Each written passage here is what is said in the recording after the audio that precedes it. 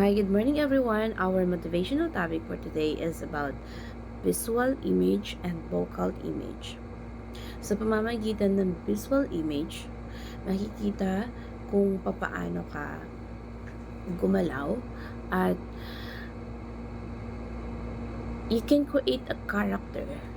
Kapag ka nakikita ka ng mga tao, kung papaano yung the way you act, the way you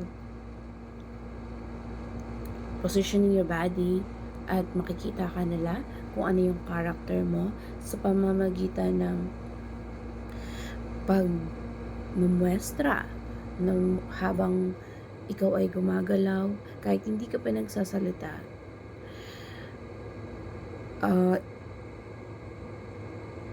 You can create character. Minsan, lahat ng tao na naniniwala sa first impressions last. Once na nakita ka nila na parang yung way mo ng paggalaw or yung way ng pagtingin mo sa isang tao, it reads you kung ano yung character na meron ka. Those informations, those transmitted by any means na sa pamamagitan ng nakikita nila sa'yo kung papaano ka manamit, makikita sa'yo kung papaano ka makitungo, the way you look, kung matingnan mo ang isang tao na parang nagtataray ka, malalaman nila na mataray ka, or kung paano ka makikitungo. Those act na nakikita sa'yo, kailangan in-nurture mo. Kailangan makita nila sa'yo kung ano yung gusto mong ipakita sa kanila. Kaya napag-aaralan kung paano yung way ng pag-upo, kung yung way ng pagtayo, at kung papaano gumalaw yung kamay mo, yung body mo. You can create character in your actions. They are useful for conveying concepts and informations sa sarili mo. Kasi bawat kilaw mo na-identify nito kung ano yung gusto mong i-portray, kung anong gusto mong malaman nila sa buhay mo. Katulad din ng vocal image. Makikilala ang isang tao sa pamamagitan ng pagsasalita. Kung magsalita ka ng salitang kanto, makikilala ka nila na ikaw ay nakatira sa kanto. Kung magsalita ka ng professional, malalaman ng tao na ay ito professional to. So, even sa pagtayo pa lang, sa pakikipag-usap, vocal image ay pwedeng napag-aaralan. Kailangan mong in-nurture na yung sasalita mo, kung sanay ka na laging malakas ang boses, it can create the image na kung sino ka at ano ka. Even kasi yung monotone natin, yung tone ng voice natin, malalaman ng tao kung ano yung nararamdaman mo, ano yung pakiramdam mo, at ano yung gusto mong ipabatid sa tao kung paano ka magsalita. kung kagiliw-giliw ba or ito ay nakakairita sa pandinig ng isang tao.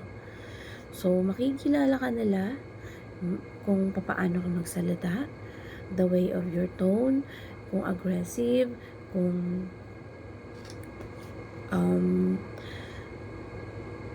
ikaw ba ay napaka mahinahon at kung dominated ka ba sa isang tao. Makikita nila kung leader ka ba sa pamamagitan ng pagsasalita pa lang. Makikilala ka nila katulad ng visual image. Makikita ka pa lang kahit hindi ka pa nagsasalita, malalaman na nila kung ano yung character mo, kung ano yung pagkatao mo. So, katulad ng sa pagsasalita, magsalita ka lang ng kahit konti lang. Malalaman nila kung ano ba yung image na meron ka. Kung ano yung pinapakita mo bilang ikaw sa isang tao. Once na nurture mo kung ano yung, kung paano mo makitungo, kung paano ka mag-act sa mga galaw mo, kung paano mo gustong makita ka ng isang tao, kung gusto mo ba yung image mo ay isang businessman, nurture yan. Kailangan mo pag-aralan the way you speak, kung ano yung gusto mong i-portray sa isang tao, kung paano ka magsasalita, kung gusto mong maging kagalang-galang, na pag-aaralan yung pagkakaroon ng maayos na vocal image at yung